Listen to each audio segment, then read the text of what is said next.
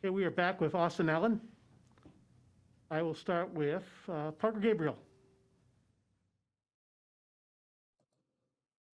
Austin, Luke made a reference to maybe something not quite being right in practice, or that there was a sense looking back on it that there was a lot of talk about energy and maybe it didn't follow. Did you sense that? And if so, how do you avoid that in the future? Yeah. In my mind, I think it was just lack of execution throughout the week. Uh, I think we had a decent game plan. It's just during the week we didn't execute those plays in practice, and things don't execute in practice. It's hard to execute them in a game. We got to be locked into the details coming in this next week, with it being a short week. That's all we can do. Just take care of what we can during the week. Andrew Ward. Hey, Austin, what was the sense in the locker room after this one? Obviously, you guys probably didn't expect to lose the way you did. Yeah, this one hurt for sure.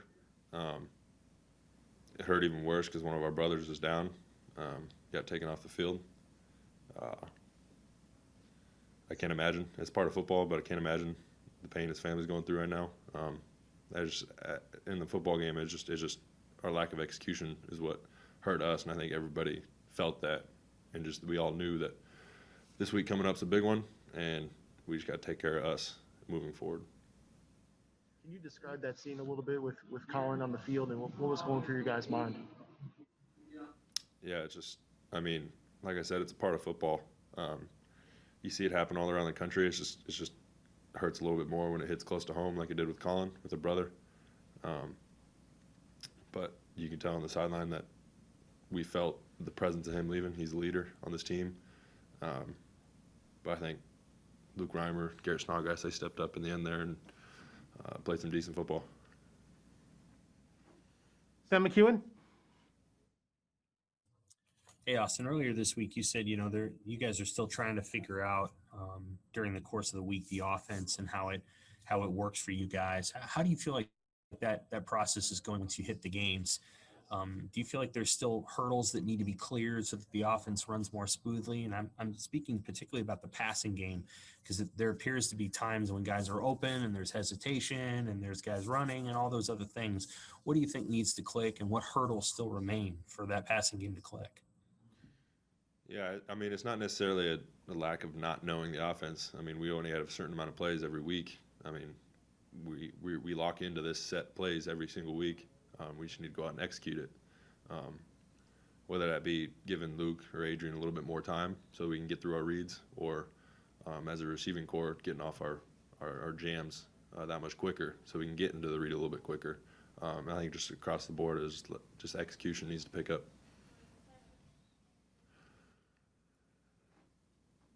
A question, Sean Callahan? Oh, go ahead, Sam. Go ahead, Sam.